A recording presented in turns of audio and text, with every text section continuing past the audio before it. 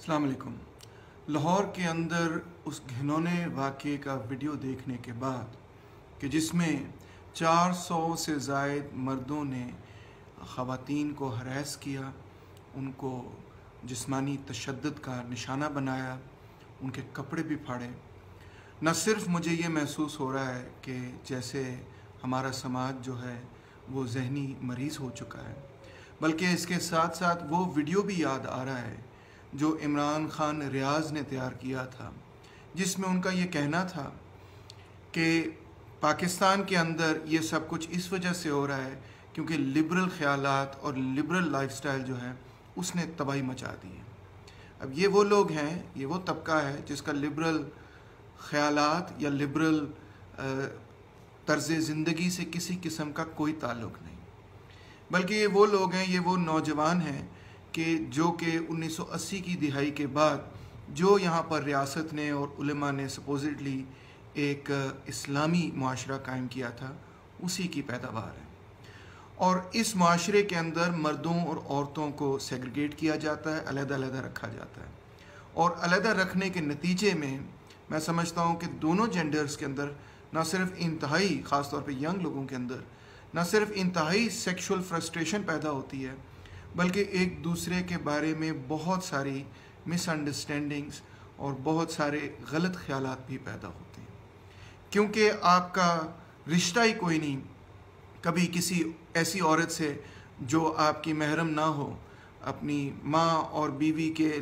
माँ और बहन के अलावा कभी आपने किसी से कोई ऐसा दोस्ती का और कोई ऐसा प्रोफेशनल रिश्ता कायम ही नहीं किया। लिहाजा आप जानते ही नहीं हैं, आपको ये अंदाज़ा ही नहीं है कि दूसरा भी कोई इंसान हो सकता है, दूसरे के साथ भी कोई इंसानों वाला सलूक किया जा सकता है या करना चाहिए।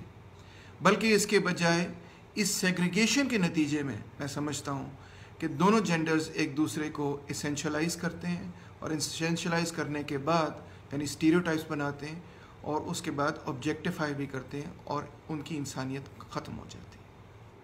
तो लिहाजा मेरा ये दावा है कि इस किस्म का बिहेवियर जिसमें लड़के जो हैं लड़कियों को छेड़ते हैं, और न सिर्फ छेड़ते हैं बल्कि सेक्सुअल हरासमेंट उनके साथ करते हैं, जो हमने लाहौर के अंदर मीनार पाकिस्तान में देखा, ये सब चीज़ें तब ख़त्म होंगी, उस वक्त ख़त्म नहीं होंगी कि जब आप औरतों को इनविजिबलाइज कर दें, समाज से गायब कर दें, पब्लिक ज़िंदगी से गायब कर दें, घरों के अंदर बंद कर दें, चादरों के अंदर कवर कर दें। बल्कि मैं समझता हूँ इन चीज़ों से यंग लोगों के अंदर ज़्यादा फ्रस्ट्रेशन पैदा होगी और इस किस्म के ज़्यादा वाक़यात होंगे। बल्कि ये फ्रस्ट्रेशन और ये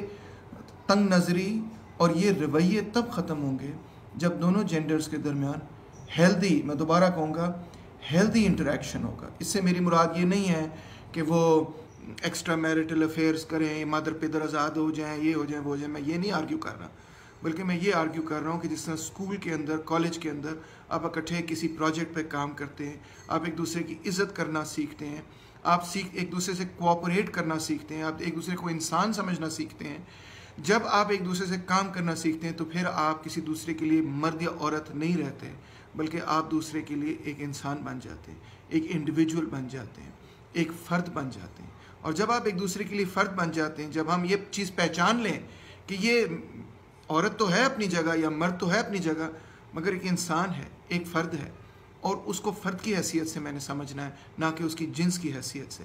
तो फिर ही मैं समझता हूँ कि आप एक ऐसा मुआशरा कायम कर सकते हैं कि जिसके अंदर न सिर्फ ये सेक्सुअल फ्रस्ट्रेशन ख़त्म हो, बल्कि मर्दों और औरतों के दरमियान वो ताल्लुकात कायम हो सकें जो कि म्यूचुअल रिस्पेक्ट पर मबनी हो। मैं समझता हूँ कि ये सेग्रीगेशन का जो पूरा निज़ाम है, इसी के नतीजे में ये सेक्सुअल फ्रस्ट्रेशन होती है, और इसी के नतीजे में फिर इस किस्म के स्टीरियोटाइप्स बनते हैं जिनका नतीजा जो है इस किस्म के बिहेवियर में हमारे सामने नज़र आता है। तो मैं आपसे अपील करता हूँ कि बजाय इसके कि अब और वीडियोस बनेंगे और लोग ये कहेंगे कि ओ जनाब आली देखें ना, इस्लामी कदरों का अगर हम लिहाज करें, टिकटॉकर्स अगर ख़त्म हो जाएं, औरतें जो हैं वो बाहर घूमना फिरना ख़त्म कर दें, तो इस किस्म के वाक़यात नहीं होंगे, हरगिज़ नहीं। मैं समझता हूँ और होंगे, और औरतें जो हैं वो उनको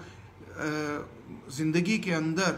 काम भी करने हैं, काज भी करने हैं, बच्चों का भी ख्याल रखना है, वो सारा दिन और सारी रात घरों के अंदर या चार दीवारी के अंदर बंद तो नहीं रह सकती। और अगर कहीं 400 मर्द जो है इकट्ठे हो जाएं किसी औरत को छेड़ने के लिए, तो उनके साथ कोई महरम मर्द भी हों तो वो औरत को नहीं बचा सकेंगे। नहीं, इसका सोल्यूशन ये है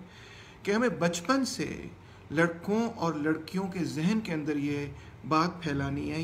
ये कल्चर, ये तहजीब पैदा करनी है कि एक दूसरे की इज्जत की जाए, एक दूसरे के साथ काम किया जा सकता है। नेशनल जब आप बड़े होंगे तो आपको एक दूसरे के साथ नौकरियां तो करनी पड़ेंगी। ऑफिसेज और दफ्तरों के अंदर लोग एक दूसरे के साथ काम करते हैं। कॉलेजेस और यूनिवर्सिटीज़ के अंदर लड़के और लड़कियां इकट्ठे पढ़ते हैं और पढ़ना भी चाहिए उनको। तो इनफैक्ट सेग्रीगेशन जो है वो इस किस्म की फ्रस्ट्रेशन और इस किस्म के बिहेवियर को बढ़ा देती है। और हेल्दी इंटरेक्शन, मैं कोई एक्स्ट्रा मैरिटल अफेयर्स की बात नहीं कर रहा, हेल्दी इंटरेक्शन लड़के और लड़कियों के दरमियान, मिसाल के तौर पे इकट्ठे प्रोजेक्ट्स करें, इकट्ठे कुछ काम करें, कुछ इकट्ठे कुछ बिल्ड करें, कुछ तामीर करें, कुछ इकट्ठे लिखें, कुछ रिसर्च इकट्ठी करें, कुछ इकट्ठे प्लेस करें, ड्रामा वगैरह करें, पोइट्री के रिसाइटल्स करें, डिबेटिंग कॉम्पिटिशन्स में हिस्सा लें, जो चीज़ें जिनको हम एक्स्ट्रा करिकुलर एक्टिविटीज़ कहते हैं। इस किस्म की एक्टिविटीज़ अगर डिवाइस हों जिसके अंदर लड़के और लड़कियां जो हैं वो एक दूसरे के साथ हेल्दी इंटरेक्शन सीखें,